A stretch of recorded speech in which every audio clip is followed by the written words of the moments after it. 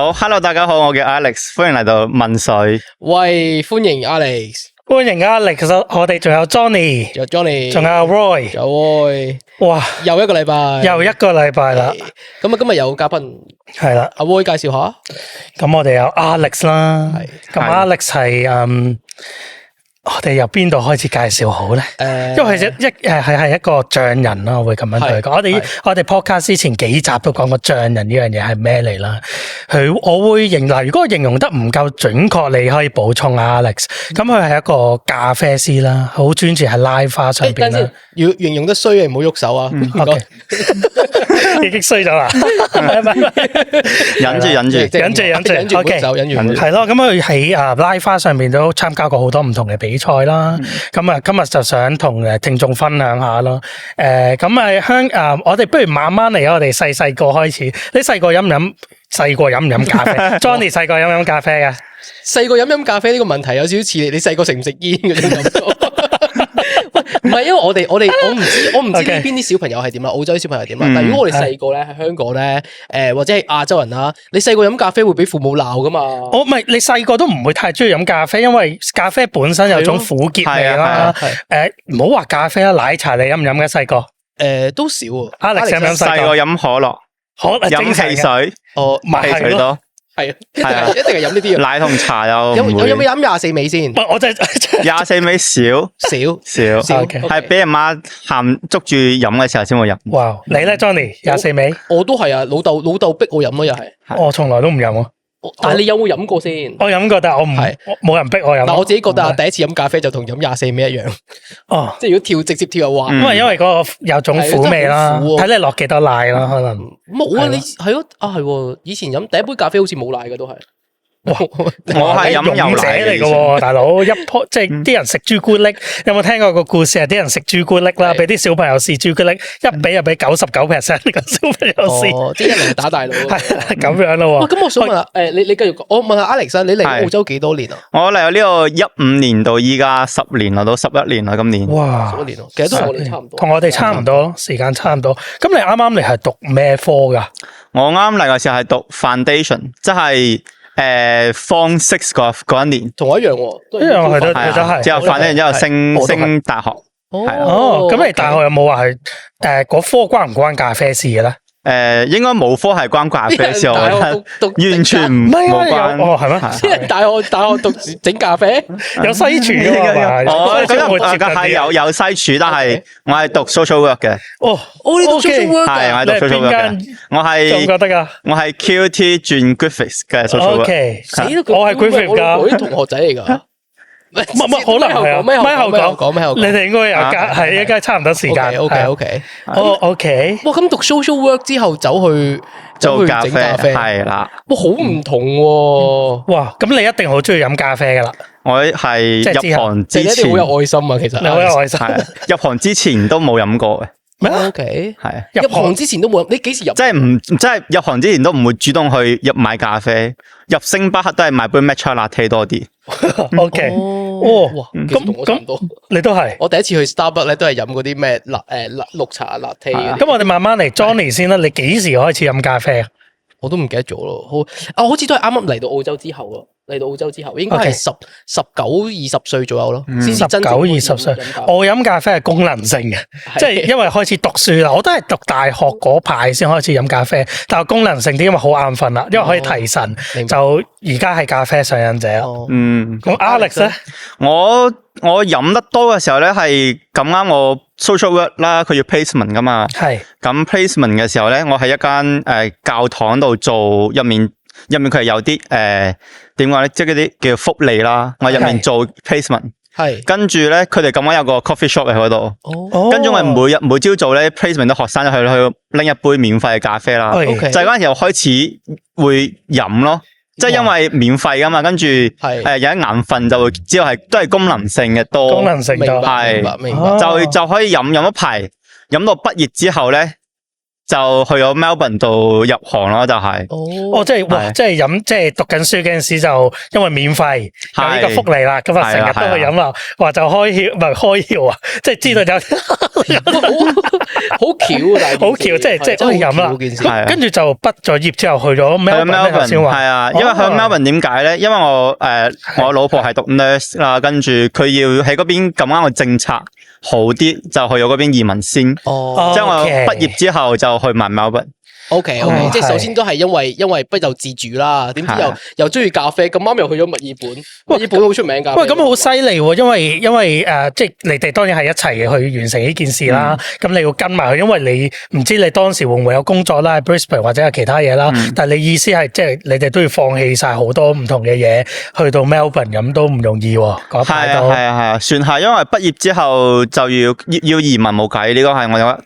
大部分嘅留澳洲嘅環都會 first choice 先咯，即係攞到個 PR 先算，之後被逼又唔係被逼嘅，可以自己揀去快啲，就想拎到 PR 嘅話就去咗 Melbourne。都係一件好勇敢嘅事，即係同好多唔同聽眾都係好犀利嘅人。去墨爾本可能都算好啲啊，有啲朋友仔可能去到係啊，我覺得算 Melbourne 好啲啊，我係啊，嗰邊好玩好食。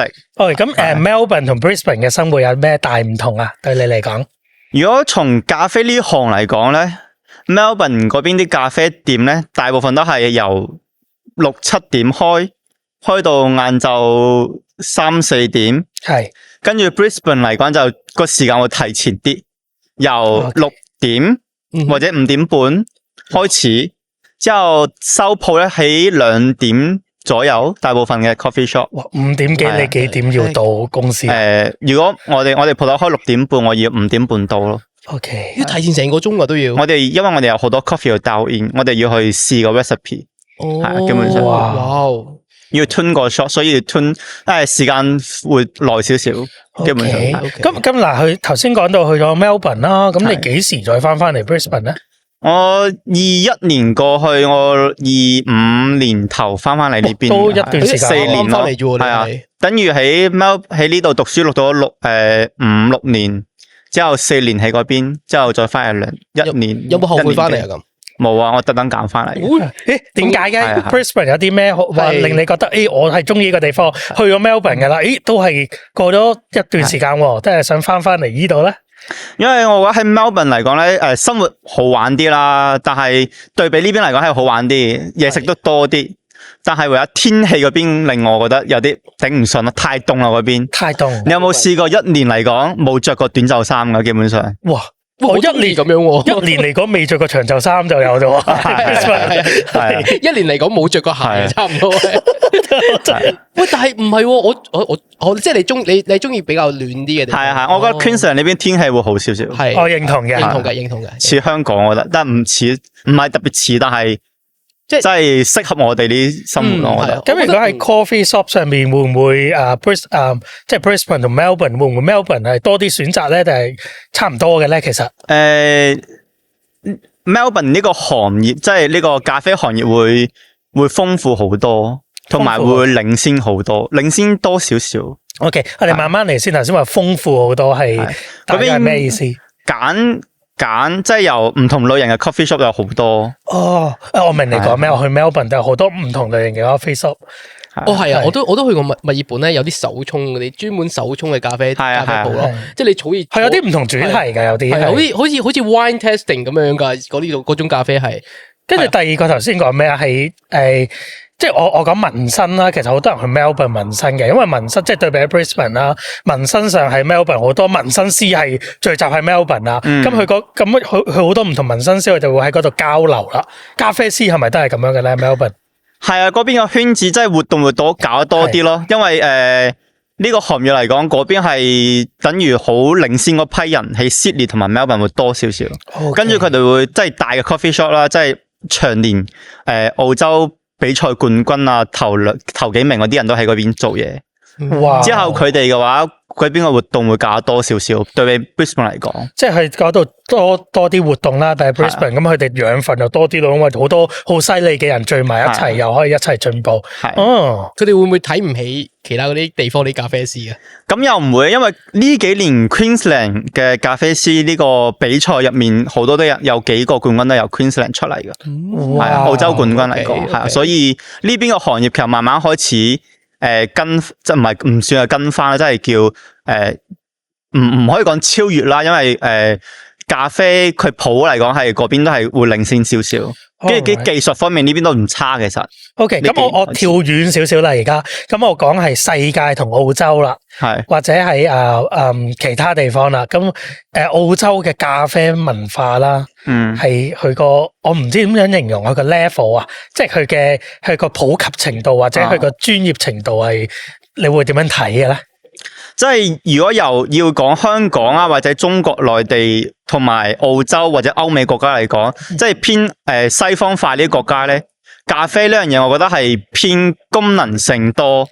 佢哋主要係為咗提神，但係如果你喺大陸或者東南亞嘅國家咧，佢呢係一個超一啲嘅地方去做呢樣嘢咯，即係會去好似你頭先講我話試紅酒咁樣，佢哋大陸或者東南亞呢啲地方都係做試好多唔同嘅豆啊為主，即係係有超一啲去交流嘅形式，即係娛樂性啲嘅咯。係啊，偏社交性多啲，係即係反而係對比起澳洲嚟講係更加社交性多啲嘅。呢邊係澳洲嚟講係算係即係每個人嘅必需品咯，似豆漿。Okay，我反而以為係調轉喎，係啊！我反而以為澳洲呢邊啲人中意飲咖啡係反而係中意出去social 啊，因為你知道以前咧曾經 Starbucks 咪諗住進駐澳洲嘅，失敗咗噶嘛，係因為澳洲人係太中意傾偈啦，實在，即係佢唔中意就係話我入去嗌杯咖啡就走咯，我唔係要快，我要係就係我同你傾下偈啊，我要有 custom make 我自己嘅咖啡啊咁樣樣，所以我更加以為澳洲反而係飲咖啡係即係一種社交活動。多於功能性，我本身以為係咁樣樣咯，係調翻轉其實。哦，竟然 OK，有趣。喂，咁你自己第一次喺澳洲呢邊嗌咖啡咧，你哋有冇好似我咁樣衰？因為你知澳洲飲咖啡好多唔同嘅款式噶嘛，即係你就係話一杯我要杯咖啡咁樣樣，但係人哋係唔知你要咩嘅，其實係，你哋有冇咁嘅經驗？哇，一開始我明你講咩，因為你去茶餐廳啊，我哋話香港係茶餐廳啊，我要咖啡啦，即係你唔會講咩咖啡噶嘛，我要凍咖啡啦，我要熱咖啡，但係你呢度同佢講話，即係咩咖啡？咖啡有好多種，跟住我都係嚟到澳洲先至話澳洲即係有咁多種咖啡。係啊，你攞住嗰個咖啡個 menu，哇，長到好似茶餐廳咁嘅樣，茶餐廳啲餸咁，係啊，超誇張。咁你哋有冇話即係好尷尬過咧？嗌咖啡？我啱啱嚟，我會睇住，即係我驚即係上網 check 嘅，係即係 long black 係咩嚟啦？我記得 long black 同埋美式咖啡係咪同一樣嘢嚟噶？唔係，完全係一樣嘢嚟嘅，不過叫法唔同啫。如果嚴謹啲嚟講，又唔可以話完全一樣，因為佢哋嘅擺個次序，即係倒 espresso 先同埋倒水先係嘅有分別嘅。但係如果你話大部分嚟講就係水同埋美式同 long black 就係水同埋 espresso 咯。OK， 因為我有啲韓國嚟嘅朋友啦，佢話飲美式咖啡冇呢樣嘢喎，呢度跟住我即係 long black 係最接近啦，佢話係咯。我諗係同一樣嘢，但係佢哋頭先講嘅次序。即係但係對於我呢啲人嚟講，唔知齋啡，係真係齋啡，有唔同嘅名咁樣，就係我哋就成日都拗晒頭，唔知呢個咩？喂，咁我想問下咧 ，Alex 咧，咁你係頭先你講下 Alex 係世界冠軍嚟嘅，即係係咪即係攞過啲獎嘅？我話係啦。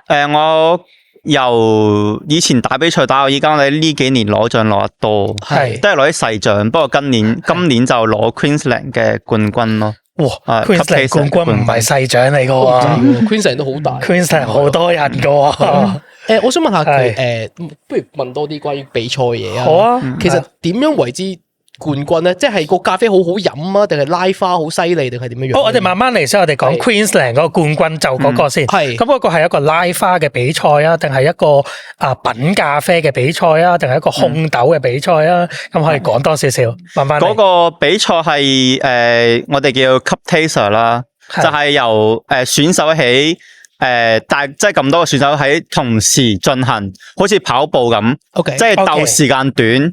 哇，係啦，跟住佢會限時5分鐘，佢有5 set 嘅 coffee， 即係有每一 set 有3杯啦咁樣。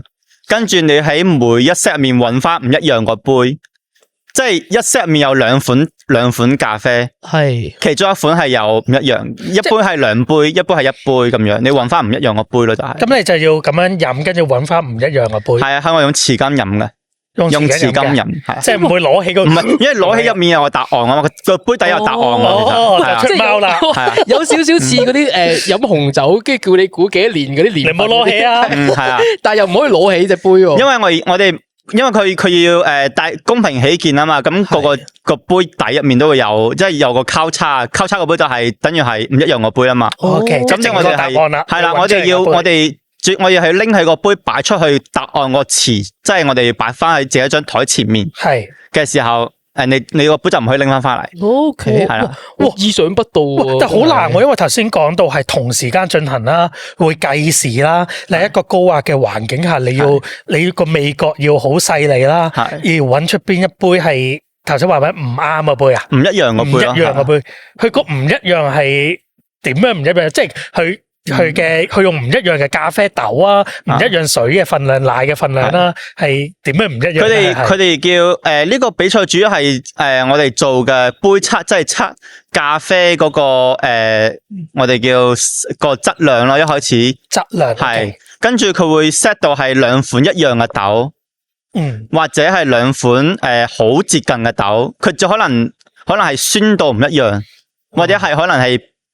比例上面有少少唔一樣，係啦，就係佢摻得好少啊！真係，如果你唔用心咁飲咧，其實就係2杯一樣嘅嘢其實。哇，即係好難，好誇張，即係好似比香港嘅水同啲澳洲嘅水，等於叫你自己試出嚟，係差唔多就係咁。哇，好難啊，真係。好難喎！我原本仲以為咧係會係似嗰啲烹飪比賽咁樣咧，即係好似你知而家睇好多嗰啲 chef 嗰啲比賽咁樣，即係你大家都係煮一杯嘢出嚟，跟住就試邊杯好飲啲。但係原來唔係咁樣喎。呢個都有啊，呢個另外一個比賽。係，所以講翻去翻呢個比賽啦。頭先話你話5 set 喎，係5 set 咁。中間有冇 break 噶？每一 set 定係即刻落下一 set 噶啦？其實5分鐘，佢會限時5分鐘啊嘛。其實睇你選手點樣分配咯，即係等於係5分鐘嘅話係1分鐘一 set 咯，基本上。咁你中間會唔會飲啲嘢啷下口，再試下一 set 咁樣？其實我會飲完一輪之後，即係有15杯啦，有5 set 啊嘛，35杯。我會飲完一 set 之後，我會飲啖水落下先，之後再將個答案拎出嚟。哇！你嗰晚瞓唔瞓得着啊？其實唔會吞落去我哋，就可以擺喺佢口度試下。因為頭先你話嗰個匙羹係啲 teaspoon 咁樣嘛，係啊，匙羹係正常嗰啲匙羹咯，又唔係話茶匙，唔係 teaspoon，係大少少嗰啲咯，即係不即係不甜品嗰啲羹，又唔係特別大。明白 ，OK， 明白邊啲？哇！我好又高壓又難，咁你就攞到 Queensland 嘅冠軍啦。係邊一個年份啊？就係今年啱啱完咗，完咗3個月可能。有冇錯？咁即係你有冇錯到？我想問下你。有啊，我今年因為我聽我哋呢個賽區係比先嘅，比起 Sydney 同 Melbourne， 跟住 Melbourne 係今個禮拜先比，即係聽日同後日比。OK。跟住我哋呢個係第一個賽區比，我係到。今年嚟講 Sydney 比完，跟住Perth Adelaide 嗰邊比完，我係仲係個紀錄係仲係領先嘅，同我係。哇，好癲！我第二個問題係想問你點樣練習呢個味覺？我拆開少少先。咁我拉小提琴噶嘛？咁拉小提琴點樣聽音色？就係聽好多唔同嘅音樂啦。你去試有啲古董嘅琴啦，你去試啦，去品琴啦，有啲品琴會嘅，我都有去過嗰啲，都幾好玩。咁你去試唔同嘅質感啦。咁味覺上咧，你會唔會有啲即係譬如我講小提琴啦，可能有啲小提琴係warm 啲嘅，大聲啲嘅，即係咁樣好籠統咁講啦。咖啡豆或者咖啡點樣去，即係點樣去分別到唔同嘅味覺嘅咧？酸啲、甜啲，成個腦都係嗰啲咧，不停喺度飲啲辣椒醬喺度 test 自己條脷。呢個好辣，呢個10級辣，係第1級辣。咁你係咯，真係好。點樣練啊？即係意思係點樣練習呢個味覺？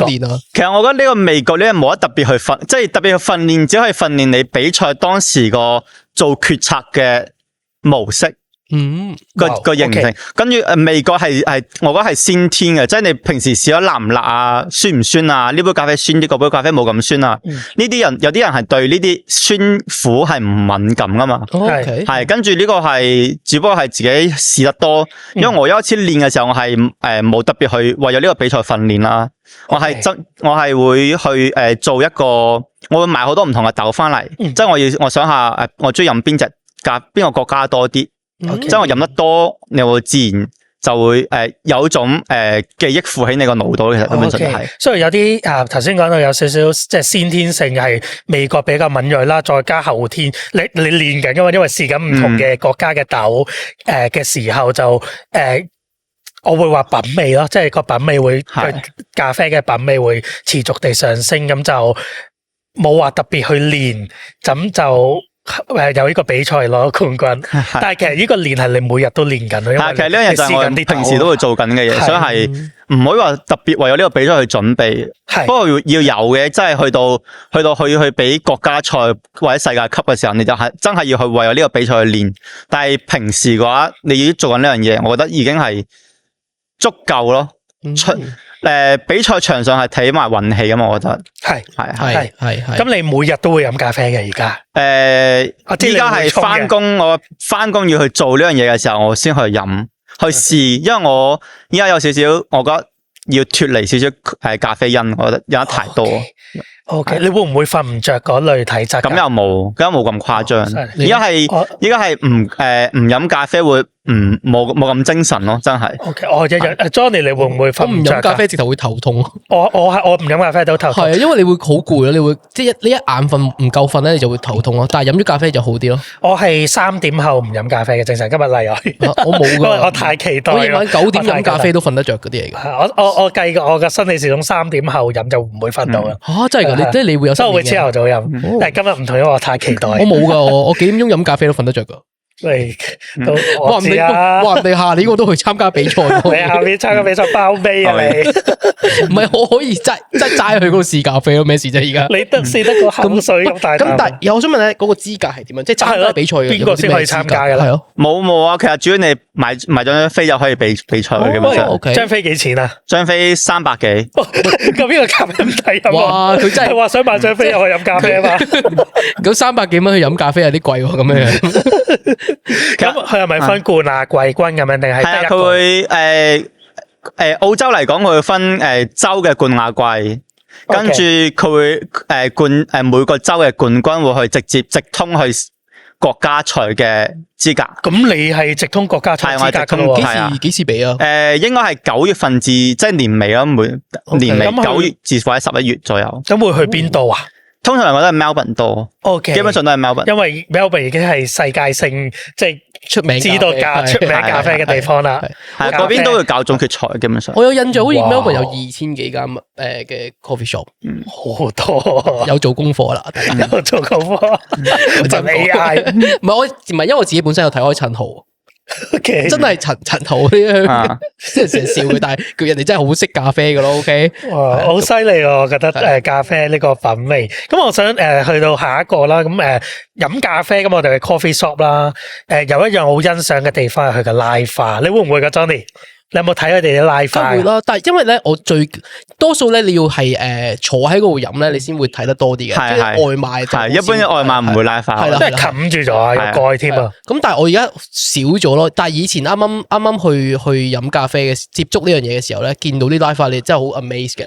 係啊，而家就少接觸咗，係。因為係一個儀式感嚟嘅，對我嚟講。因為去 coffee shop 啦，有啲靚 coffee shop，佢哋隻杯又好靚啦，咁拉花又好靚啦。佢哋揀咖啡豆，你可以自己揀咖啡豆啦，咁你可以試，每次去都試唔同咖啡豆，都好唔一樣嘅啲咖啡豆，全部雖然我係垃圾口，但係都分到有啲咖啡豆，因為都幾大唔同嘅。其實可唔可以講俾 Alex 啲有幾垃圾先？你個口你先定我先？你先啦，我先太垃圾啦。嗱，我就當然出街飲啦，多數會飲好啲嘅咖啡啦，會有啲有得揀啦。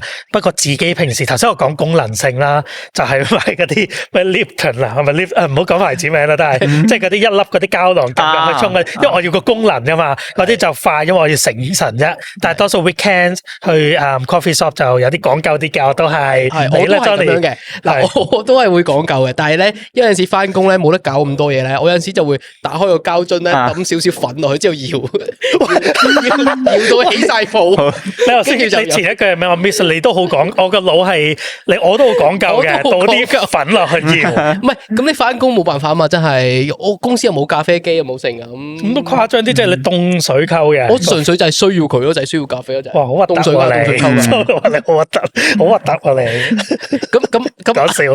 咁 Alex 你會唔會想殺咗我哋兩個啊？即係如果聽到。咁又唔會，其實因為點講咧？呢樣嘢好睇個人，我覺得，即係呢咖啡呢樣嘢，其實豐儉由人，你可以由幾蚊都有，幾十蚊都有，甚至幾百蚊都有。不過有啲誇張幾百蚊嗰啲就係啦。我自己未飲過。不過係啦，我未飲過，我都未飲過。幾百蚊啲咖啡係真係好唔一樣嘅，定係？一般正常係唔會中意飲嘅，即係大部分消費者嚟講係唔會覺得佢好飲，因為佢好酸，可能會覺得好酸。可能你哋飲一個，即係大部分嘅即係消費者嚟講，咖啡係要苦噶嘛。咁其實咖啡係酸嘅，好多人接受唔到呢樣嘢。係，我係接受唔到，我冇嘅。即係我覺得好似聽音樂啊，你一開始好多人聽 pop 嘢啦，跟住慢慢會聽到好實驗音樂啊 ，metal 啦，去到實驗音樂啦，我覺得哇，即係咯，會咁樣落去啊，追求極端嘅嘢，追求極端啊。咁我想問下咧 ，Alex 咧，咁你自己因為而家你都做喺咖啡鋪頭翻工啦，咁。我都知道澳洲人呢邊咧嗌咖啡其實都好多好撩撚嘅嘢喎，即係好似我咁樣都越學越撩撚啊！我有陣時都，我之前咧唔知同邊個同事學咧，因為諗住懶型啦去試下，我要杯ice long black， 跟住要 dash of milk 咁樣，淨係要一滴奶啫咁樣樣。咁你有冇遇過啲好麻煩嘅？可以咁樣噶？可以咁樣噶？你未夠麻煩？可能聽 Alex 講先。係，我想知有冇遇過最麻煩嘅客人係點樣？最麻煩。又唔可能最麻煩，只可以佢嘅要求比較多。係，我係試過即係有個 order 係熱嘅，佢係要熱嘅 latte， 係，但係佢要細杯嘅熱啦，即係正常係細杯用一個 coffee shot 啦，一個 shot 之後佢係要求到佢要1/3個 shot。即係正常我哋做一杯啡咧係會出2個 shot 嘅，係佢係要你嘅一邊嘅1/3，所以係呢樣嘢係完全係冇法去，唔係冇法去做呢樣嘢，係你要去拎個 scale 出嚟去幫佢稱啦，真係。係，唔係因為 Alex 係好專業，我見到佢啲器材啦，我都見到，我哋咪前有啦，全部嘢都量度到，同埋每日都練得好勁啦。我哋等陣可以再講下啦。哇，咁因為對你嚟講，我哋如果我阿 Roy 嗱講我咋？1/3，求其俾你啦，咁搞掂呢度1/3。嗱 Alex 一定唔會去攞個 scale 去度。咁你件事點解決呢樣嘢啊？呢樣嘢其實真係我要會將個 shot 整翻出嚟之後，即係搵個 scale 去度翻個 shot 出嚟。咁其實理論上你俾1/3.5個 shot 佢係試唔出嚟嘅，因為全部奶冚晒喺度啊嘛。係啦，所以但係個客要求你要翻工要做呢樣嘢嘅時候。都要做翻出嚟，係，即係理論上佢理論上係你會知道佢唔會試咗出嚟，但係你都要做翻出嚟咯。即係我想問佢會唔會隔籬睇住你點樣沖噶？有啲人會啊，因為你嗰度有啲客會係啊，有啲人會好明顯係想飲咖啡，但係唔想飲咁多咖啡，係咪？係啊，或者佢淨係可能佢真係可能淨係需要嗰個，佢係唔可以飲咖啡嘅，但係佢唔會，佢唔中意 decaf， 我哋有 decaf 嘅咖啡，佢可能唔中意陣味咯，所以就會剔除。明白。哇！喂，咁我又可唔可以問下咧？如果我而家去澳洲嘅 coffee shop 啦，我點樣嗌一杯咖啡咧？個咖啡師會即刻覺得哇呢條友識嘢，我要小心啲咁樣嗰啲噶。小心啲，即係例如，呢個欣賞你嘅，即係佢會欣賞。呢條友識嘢嘅同行嚟個，點樣嗌咖啡先好咧？咁首先我會點杯 espresso 啦，就咁同佢講要杯 single espresso，係啦。如果有 single origin 嘅話，可以叫埋 single origin，即係我哋嘅單一產區，係啦。講多啲嚟聽下，係咩叫依家大部分嘅 coffee shop 做奶啡咧，我哋係用拼配啦，拼配嘅豆，即係由唔同國家拼埋一齊。Okay. 跟住我咩叫 single origin 咧，就係單一產區。Okay. 即係你會。呢個就係去試唔同國家嘅豆嘅味道咯，係最大部分主流嘅係埃塞俄比亞或者哥倫比亞呢啲國家多啲。OK，所以如果叫拼豆，即係拼豆；如果叫單一豆，跟住就知道你識啲嘢，想試下唔同嘅豆係點嘅先。因為如果混埋咗一齊，就未必試到。因為兩個國家混埋一齊，唔知係點嘅咧。但會唔會俾人趕走嘅咧？你估我哋咁樣如果嗌嘅話？咁又唔會，因為佢哋 coffee shop 有提供呢樣嘢，所以佢哋大部分精品咖啡店都會提供去揀豆呢樣嘢咯，所以佢哋去預咗會有。即係你唔可以去麥當勞，係啊，你唔可以 expect 去麥當勞去做呢樣嘢啊嘛，佢冇因為。我知我見到你哋未清氣啦，自己諗咩啊？我朝頭早翻6點嘅時候，我一定係去麥當勞買咖啡，唔使諗噶啦。因為麥當勞咖啡我係免費先有噶。即係乜？因為有得儲分噶嘛，譬如你買麥當勞，有時同啲 friend 聚會，有時會叫個大嗰啲 family pack 嘅。咁我次次我哋，因為我俾話要啲分，跟住我就喺嗰度。我哋真係好垃圾啊！我哋兩個把口，我自己覺得麥當勞嗰啲 ice long black 幾好飲嘅，其實麻麻地。我未試過，你未試過？未試過，可以試下。我未試過其他地方嘅咖啡嘅咋。OK，我自己偏愛咧，係咪叫 Piccolo 啊？係咪有樣？係有啲 Piccolo 呢樣嘢。係因為我係嚟澳洲先知 Piccolo， 同聽眾講下 Piccolo 係一個嗱，你幫我補充啦，力係奶嘅比例好少噶，係就 espresso 啦，同奶嘅比例好少啦。佢嘅比例係可能做到可能成杯 Piccolo 嘅容量啦，即係得90到120ml 左右咯。係，所以一個 shot 係20 ml 嘅左右嘅話，其實基本上得60-70ml 嘅奶。係，因為我係一個功能性嘅飲咖啡人嚟講係 perfect，咁我唔使飲好多奶啊嘛。我又笑咩啫？我又有啲好未講完到我講嘢先，你講先。所以咧，但係我係接受唔到極度酸，即係我飲唔到好酸嘅，我好難飲到入口，所以我會睇嗰間，多數我會喺嗰間 coffee shop 試一次，如果真係哇太酸唔得，下次就唔叫呢個咯，咁樣咯，係咯，麥咖啡又得數，叫 Piccolo， 因為我冇所謂，到你啦。我自己就係喺麥當勞飲第一次飲 Piccolo，點解我會飲咧？純粹因為咧，我撳完之後咧，呢個會平1蚊嘅喎，原來。拎到先知點解平1蚊啊！跟住攞到手指滴咁細下，我先知咩嚟。唉，我哋真係好難精明嘅消費者。唉，咁如果 Alex 你咁樣出去飲咖啡，其實有條咁犀利嘅脷咧，都好辛苦。你會出去成日飲都覺得好難飲。你會唔會出去飲咖啡？應該咁話。我會試咯，如果有新鋪我去試下咯。哇，係啊，多數都喂嗰啲人識。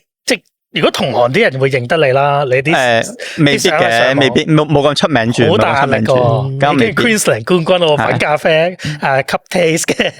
會唔會有1-2間可以介紹下俾觀眾啊？即係你真係好中意，我覺得真係好中意噶。你介紹自己嗰間都唔緊要，介紹自己嗰間，我覺得都唔緊要噶。我覺得 OK 啊，嗰間 OK。我翻工翻 New Step 嘅 Toby Estate 咯，佢佢之前係舊年定前年係嗰個咩100咩最100間 coffee shop 嗰間啊，排名第1咯，就係好似上年我有睇，上年好似係上年。咁就算唔使推薦，大家都可能知啦。係應該大家知。係。咁你會唔會去 Starbucks 飲咖啡㗎？仲依家可能少啦。我老婆中意去飲入面嘅嗰個叫咩話星冰樂啊？哦，係咩嚟㗎？星冰樂，即係類似嗰啲思樂冰嗰啲咯。應該係，即係唔係咖啡嚟嘅，唔係咖啡嚟嘅，係你老婆應該唔會再出去飲咖啡啦，係咪？屋企有得飲啊？佢少飲，佢飲茶多啲。OK。咁頭先講到沖咖啡咧，話好刁鑽啦。咁因為澳洲人好多唔同嘅體質啦，咁有啲人可能對奶敏感啦，有啲人會可能中意唔同類型嘅奶啦。呢啲應該對咖啡師嚟講。喂，咁佢哋你一開始要問定佢哋，即係嗱，香港嗌咖啡去茶餐廳，熱咖啡搞掂。咁你喺度啦，啲人落 order 啦，你係會問埋佢你要咩奶啊，定係點樣嘅咧？喺澳洲嚟講，大部分嘅客咧，佢都會主動講佢嘅要求噶，係所以佢會你會即係入嚟同你講啊，hello how are you 啊，咁樣跟住問佢想要啲咩啊，跟住佢就講佢個 order 咯，基本上即係澳洲人大部分都係會有佢自己偏好或者 customize 嘅 coffee。係啦。咁咖啡嘅教育幾好啊，因為佢哋接觸得多啊嘛，所以佢哋知道自己想要啲咩添啊，試得多啊。係，即係唔係熱咖啡噶嘛？我諗起汪阿姐唔知點解，你 Johnny 有平1蚊，所以試個 fit 度。係，我知真係睇錢嘅。喂，但係而家啲咖啡真係越嚟越貴，我想講下點解嘅，因為應該掂成本啊。咁啊係。成本同埋最主要係成本多。同埋最緊係人工貴呢邊，人工貴係因為人工貴係冇計嘅，就係導致呢杯咖啡貴嘅原因。明白，make sense。我都想講下咧，好多例如嚟 working holiday 嘅朋友仔啦，或者過嚟呢邊諗住留學生啦，好多時候都會去做下 coffee shop 咁樣嗰啲嘛。咁好多時佢哋如果想入行嘅話，有冇話啲咩最快捷徑啊嗰啲噶？入行真係最快捷徑。我想幫啲朋友問下啦，因為揾工好多人都問下點揾工啊，咁即係有冇啲咩方法啊？點樣準備自己啊？可以入到行咁樣咯。如果做咖啡師，因為你上手就去間 coffee shop 做咖啡師，一般嚟講係好難啊，我會覺得。係。因為我哋係要大部分鋪頭係請有經驗嘅先啦，因為你冇經驗嚟講咧，佢係一開始就 pass 咗你。但係如果由 working holiday 或者想學生去做留學生去做呢啲做咖啡嘅話咧，基本上就英文好先係必要咯。英文好，就算你唔識做咖啡，但係英文好咧，都會請你去做 flow 即係去做點單先嘅。基本上就係做樓面先。係啦，我以前係由樓面開始做起嘅，即係一開始係做點單，之後送咖啡先。後尾有機會先係去摸下咖啡機咁樣咯。都係係啦。哇，所以都要英文就要練下啦，咁啊多啲機會啦。阿窩，你有冇做過 coffee shop？Coffee shop 啊，我做過一間韓國甜品，即係你話最接近，佢都去 coffee 係唔係主角嚟嘅。我做過嗰啲韓國嗰啲冰啊，嗰啲雪山冰喺香港好耐之前咯。咁多數啲人都中意叫杯咖啡，因為甜啊嘛。但係倒轉咗咯，會變咗，因為甜品係主角，所以有杯咖啡。明白。Coffee shop 多數 coffee 係即係咖啡一定係主角啦。係，所以有啲唔同。你啊，我就做過嗰啲奶茶鋪嗰啲，佢哋咁啱又有咖啡，因為佢開好夜嘅。咁有啲人夜晚唔知通頂可能嚟嗌杯咖啡，跟住我都諗住學嘅，因為咧好奇怪嘅呢啲咧，好多時候咧你識沖咖啡就要加你人工噶，係咪咁樣噶？你哋都係咁樣。即係如果你做餐廳啦，跟住如果你話你識沖咖啡，就會加埋你人工咁啊。咁我就好想因為加人工咁樣，咁我就去學啦。叫佢你死矮爛嘅，你可唔可以教我啊？咁呢啲，咁但係咧，因為教你有成本噶嘛，咁佢又唔可以用啲真嘅牛奶去教你，下下你拉花用嗰啲奶，老細一定殺咗你啦。跟住就用嗰啲洗潔精去學拉打泡啊，定唔知拉花打到嘅咩？即係可以大概睇到個形狀咯。係咪咁樣噶 Alex？ 即係有人用洗潔精打嘅？呢樣嘢係我聽到嘅時候，係我入行前會聽到咯。即係入行嘅時候，啱入行嘅時候，跟住呢個係有啲久遠，即係有啲遠咯。呢個時候做呢樣嘢，係我知點解，因為用洗潔精打鋪，我都冇聽到。執咗啦，間鋪頭執咗啦，執咗。但係洗潔精可以係理論上係做到，係去練到，但係唔會100% 有嗰個手感咯。基本上係咁練壞手勢嘅，我會咁樣講。會噶，即係好似我拉小提琴咁樣，攞個嗰啲好雞嗰啲琴，連音準都唔啱嗰啲，即係聽連個聽力，即係聽音準都練壞埋。你哋呢啲器材控嚟嘅。喂，咁頭先開拉花咯，咁拉花都係頭先講到啦，佢個儀式感咯，會見到個好靚嘅拉花啦，就會覺得好正啦。咁 Alex 啦，譬如你翻工嗰度啦，咁如果你見到啲clients， 你見叫 clients 咁啊？叫客係啦，咁啲客啦，你會唔會見到佢哋有咩反應啦？你會覺得好開心嘅，見到你嘅拉花。因為喺澳洲嚟講，大家唔會 expect 會有拉花，即係會好睇嘅拉花呢樣嘢咯。即係係啊，澳洲因為呢樣嘢係一個你 expect 必須，我好中意噶，好多人噶，其實我影好耐相噶，次次都得我哋或者我哋呢啲亞洲啊，或者點講後生啲咯，會見到一個靚嘅拉花會好 surprise 咯。但係如果係俾啲local 即係講衰少少吓，年紀上少少啦，我意思係或者係office 嘅人咯，佢哋係拎完就走，或者係唔會 expect，即係唔會睇你哋啲 iPad 基本上。OK， 都明嘅。office 邊有？因為冇時間睇啊，係太忙啦，大家打陣 meeting 要做咩啊？唔係要傾偈啊，同埋主要係掛住傾偈嘅。你拉唔拉翻冇所謂嘅。其實好多時對佢哋嚟講，嗰間 coffee shop 正唔正就係我去嗰度親唔親切啊？啲人可唔可以同我傾下 weekend 做咗啲咩啊？係啊。OK， 咁拉花有冇話用咩奶係容易啲拉？有咩奶係好難拉嘅咧？如果呢邊嚟講咧，最好拉係其實 full cream 咯，因為但係 coffee shop 佢有 almond 啊、oat 啊同埋 soy 啊嘛，基本上最 popular 就係呢幾樣嘢，跟住 soy 係最難拉嘅。哦，係我試過，我屋企有部好雞嘅打泡，即係咖啡機啦。咁我覺得打泡呢一 part 已經好難啦。我唔知即係可能 Alex 好容易啦。我次次一時又打到好多泡，一時又打到冇泡。咁如果個泡嘅質量好影響你拉嘅，咁我連泡嗰 part 已經拉唔到。我次次我淨係識拉嚿雲出嚟咯。咁你唔係拉，你純粹就係倒啲雲出嚟，係啊。我都要自己，我有哇，跟住我會好開心咁影俾我有屋企人個 group 啦，跟住我會影俾我細佬睇，你睇我結咗，跟住我細佬會 copy 我下個禮拜到我細佬拉翻俾我，即係我細佬喺香港嘅，係啦，Alex識個細佬嘅爆佢出嚟，我會有時會 set 佢都有部咖啡機屋企咯，係聽到佢有。聽到佢買咗，係去買咗，好開心。咖啡機啊，係跟住我哋兩個都係拉嚿雲出嚟，有咩好影啫？我從來都唔用嗰個 live，即係嗰個打泡嗰個嘢，因為我知道一定碎，我又唔係唔想洗嗰嚿。咁，Alex 係咪打泡嗰一 part 已經好重要嘅咧？拉花之前，其實成杯拉花，即係如果coffee latte 嚟講，最緊要嗰 part，就算飲都好，或者拉都好，就係泡嗰 part 最緊要咯。我哋係你泡打得靚，你個拉花自然會好咯。係啦，如果你想拉再好睇嘅糖，真係好睇你個泡嘅質量，係啦。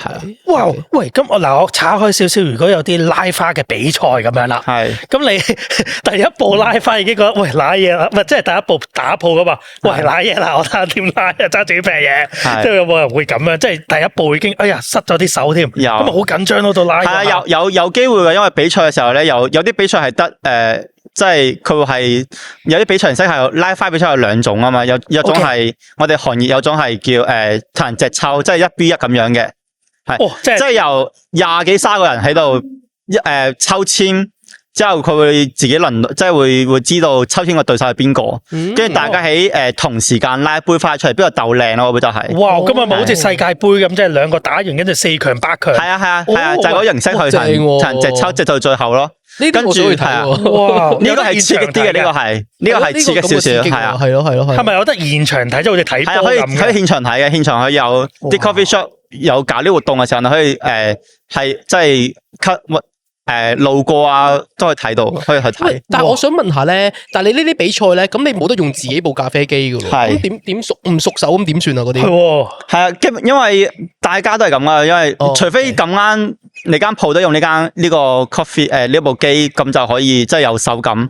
但係大部分嚟講係要臨場啦，你都係睇翻。OK，哇，會唔會每部機個好不一樣噶，定係都差唔多嘅？會，完全會，因為就算大家都用同一部機嚟講，唔同鋪頭嘅 setting 唔一樣，所以或者佢壞嘅程度唔同啦，係啦，所以你會用嘅時候就真係好唔同。哇！咁呢個已經係第一個關口啦喎。咁我講我少少小提琴啦，我唔敢用人哋啲琴，因為我好熟悉我個器材啊嘛。咁我可以又唔係話100%，即係我可以掌握到我用開呢個器材，我要嘅音色，我要嘅可能音準，佢個間距，我都可以預測到。如果你叫我用第二個琴去即刻去比賽，我好緊張啊！真係，哇！咁啊第一步已經係咁樣咯喎。咁打完個泡啦，到拉花啦。咁我講我嗰啲我嚿雲先啦，嗱，我最盡就可以拉到嚿雲，跟住懟穿嚿雲變咗一個爛咗嘅心，呢個就拉到一個腐蝕嘅心。係，呢個係咪多數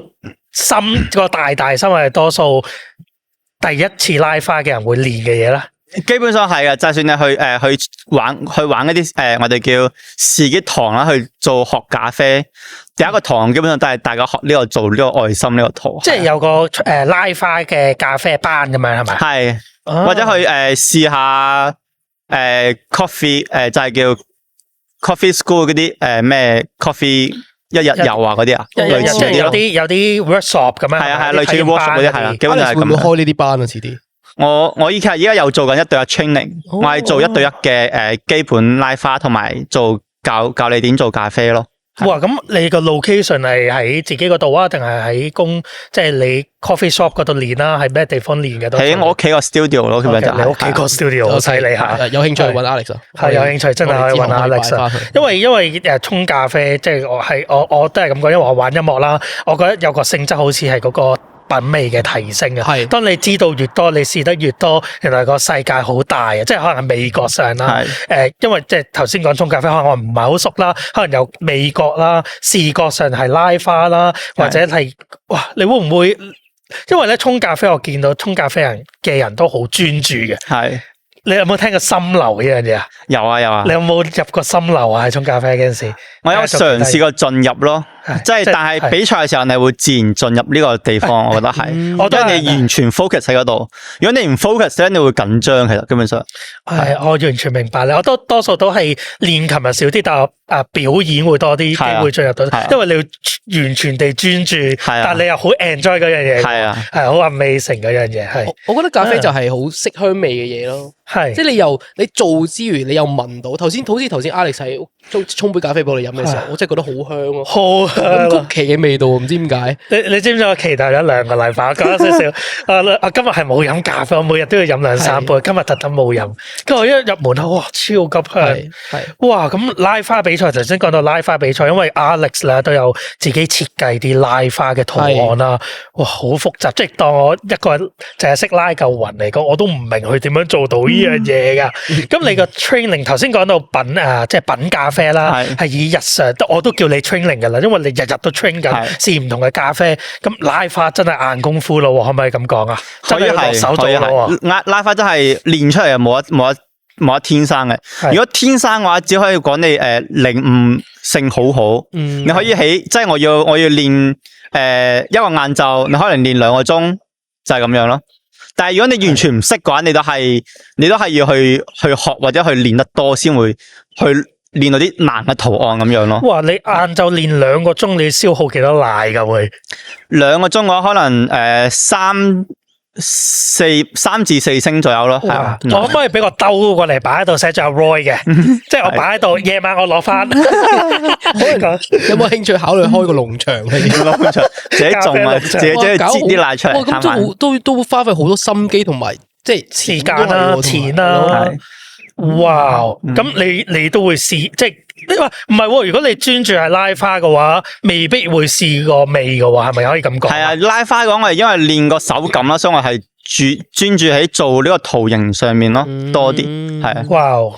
你應該會 enjoy 嘅。我想做 Alex 鄰居咯，其實係啊，日日都敲門，可以試啊，可以飲。點啦，喂，6點啦，得未？6點，6點可以練習啦。你咪朝6點練習係。我想飲準時敲門，咁我唔使再飲麥當勞嗰啲咯。唉，你估想咩？為勢所逼啫嘛，其實都係。喂，咁你有冇啲職業損耗啊？即係你拉花會唔會啲膊頭會酸啊？啲手腕會有啲痛咁樣噶？肯定有啦，因為我哋首先係做呢行企係必須噶嘛，企得多，想企就係隻腳會酸咯，基本上。除咗企之外咧，因為要低頭做嘢。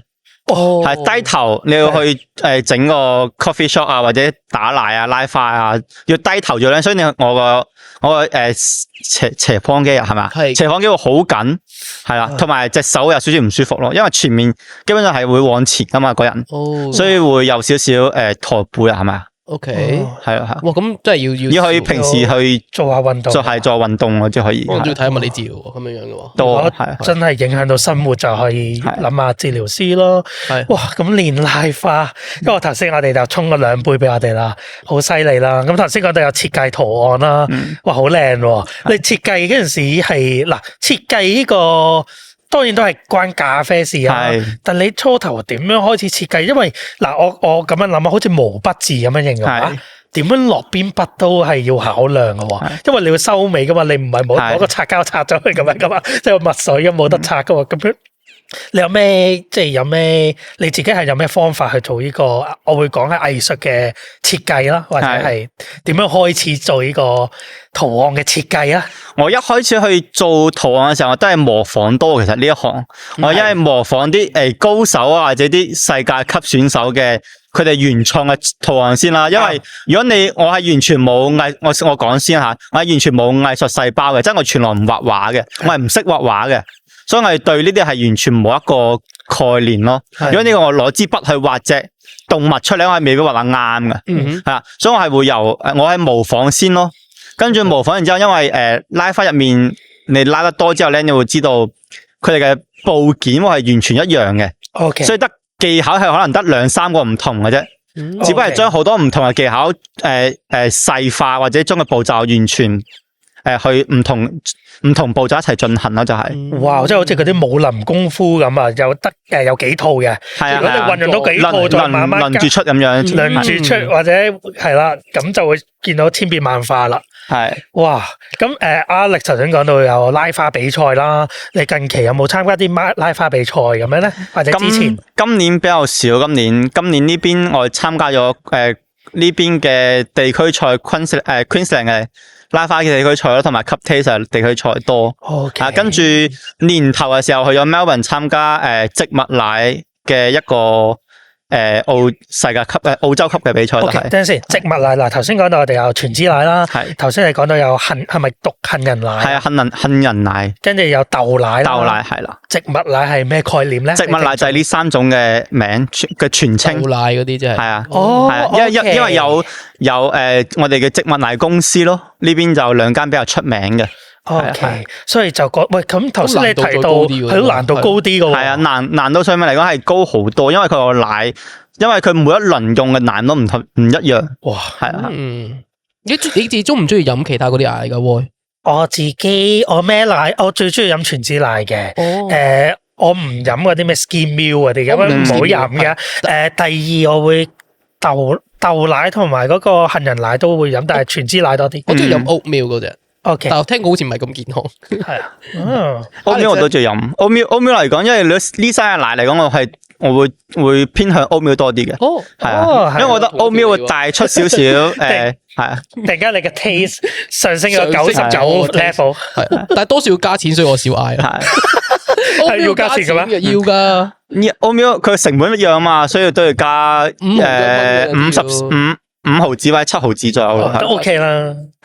咁嘅嘢，間唔中咯，間唔中，一日飲都唔得噶，一日飲得太貴，我覺得。係咯，我都覺得係。間唔中。係咪啊 ？OK，哇，好 ，Johnny 仲有冇其他問題想問？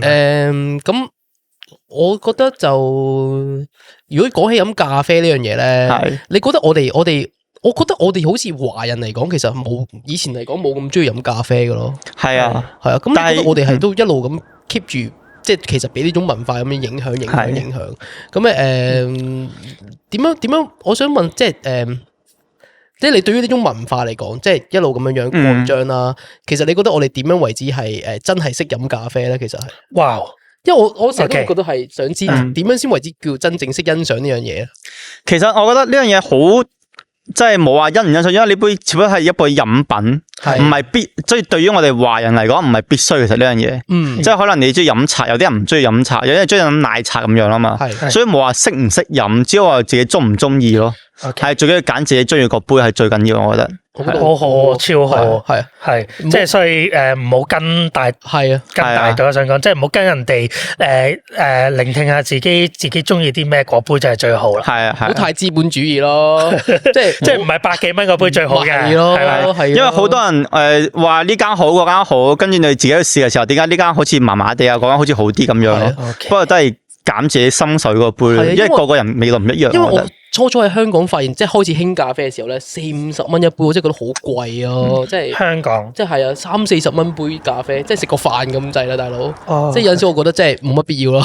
有時 coffee shop 係你去嗰度坐一陣噶嘛，係嗰個成本都喺入邊啦，間花車入邊。咁如果咁又唔同嘅，即係你同你朋友傾偈為主。我最中意去 coffee shop 咧，係次次即係佢會側邊擺啲器具啦、啲杯啦、啲咖啡豆啊，扮晒好似專家，又唔係專家，我睇雖然睇唔明嘅，成個 vibe 咩嚟嘅呢個？但係如果白咗，哇，靚啊呢個！我中意啲杯啊，啲咖啡啲杯都好靚。其實好多嘢都好，即係好似咖啡機都係啦，咖啡機都睇到好靚啦，但係好貴添。係啊，有好多唔同。可唔可以講下 Alex？可唔可以講下？即係你唔使講你嗰啲啦，講你嗰啲都得嘅。即係個概念係可以幾貴嘅呢？一副咖啡機同埋一部整咖啡要有幾多樣器材咧？究竟？如果由整咖啡嚟講咧，如果你最出名嘅澳洲嚟講，家用嚟講咧，最出名係嗰個叫咩啊 Burford 啊 Burford 嗰部嗰個係澳洲牌子啊，最出名。如果佢哋有一體式嗰啲咧，入面有埋磨豆機啊，有埋幫你壓粉器啊，你就係買一部就 OK 咯。如果係分開買嗰啲咧，就會有首先分磨豆機先啦。磨豆機就係將個豆磨出嚟，之後擺落嗰個手柄度。手柄係跟咖啡機送嘅，所以呢個係有兩樣嘢啦，已經。因為有壓粉器呢樣嘢，一開始嚟講佢跟機會送埋，但係跟機嗰啲係一般係差手感冇咁好啊嘛。咁啲愛好者會自己去買咯，所以自己買出面人哋設計好啲好勁嘅牌子或者好靚嗰啲嘢會用嘅就係咁。哇！我可唔可以大約即係我膚淺啲啊？想問靚嗰啲係幾錢到嘅咧？靚我哋唔計商用嘅，商用嗰啲係要用2-3萬可以講嘅，商用嗰啲係2-3萬係基本噶，係低消，係啊，咖啡機即係商用嗰啲嚟講，但係家用嘅其實都要7-8千蚊，係啊，7-8千蚊一部咯。但係如果依家呢個行業發展得好好，好多家用機嘅性能可能去到2-3千蚊都係做到商用嘅70-80%。咁都有好多唔同嘅選擇喎。如果即係有聽眾想買部咖啡機喺屋企試下，都可以諗下喎。係，如果平嗰啲嚟講，我有 Burford 即係呢啲牌子，佢哋做緊700-800蚊都可以做到好靚嘅拉花同埋好好 coffee 咯。所以一部機嘅性能好影響到所有。頭先講到啦，即係嗰部機嘅性能好影響到你拉唔拉到花嘅。嗰部機嘅貴唔貴係影響嗰部機穩唔穩定咯，我會講。係平嘅話唔係話拉唔到花，係比較難少少，因為佢哋嘅蒸嗰個我哋叫 steam warm， 佢會弱少少，係啦，可能佢打個泡。佢要打成1分鐘，但係我哋商用機可能打15秒就搞掂咯。OK， 係啦，爭好遠。但係唔代表佢拉唔到花，係因為我做教學啦，我有好多學生都係帶自己屋企部機嚟學咯，所以我係用佢部機係做拉花，係都係做到嘅，基本上係。哦，咁幾好啊，因為佢翻到去又可以用翻自己，自己嗰樣嘢去練，正喎。咁可以對咖啡有興趣，提升品味都係揾阿 Alex 喎，咪得？係啊。好啦，今日我哋就咁樣先啦。咁好多謝 Alex 接受我哋嘅對談啦。多謝 Alex 請咗我哋飲一杯咖啡啦。我覺得最開心嘅係咧，Alex 冇笑我哋飲埋啲垃圾咖啡咯，即係笑緊，呢個笑緊，唔好意思啊，即係好舒服咯，即係一個大師級，即係攞冠軍，但係佢都講得好啱咯，我好中意就係話揾你最適合你個杯咯，係啊，所以Alex 係實實在在一個好強大嘅人啦，係一個匠人啦，好謙卑啦，同埋好識欣賞唔同嘅嘢啦，喺咖啡裏邊提升咗好多唔同嘅品味咯，我覺得係咯，我覺得品味呢樣嘢唔需要話好貴，即係咖啡都係幾蚊啫，有啲10蚊咁樣啫。咁可以培養一個興趣，而呢個興趣可以你可以同人傾啦，又可以知道了解自己多啲，我覺得都幾好啊！咖啡個文化係祝你攞冠軍，好啊！多謝個國際賽係咁啊！大家好啦，咁大家 take care 啦，我哋下次再見啦，下次再見，拜拜，好啦，下次再見，拜拜。